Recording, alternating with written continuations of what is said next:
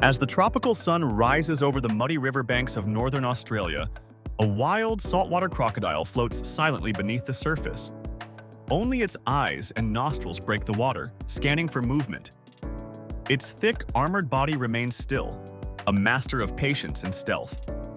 This is nature's ultimate predator, perfectly adapted to its environment.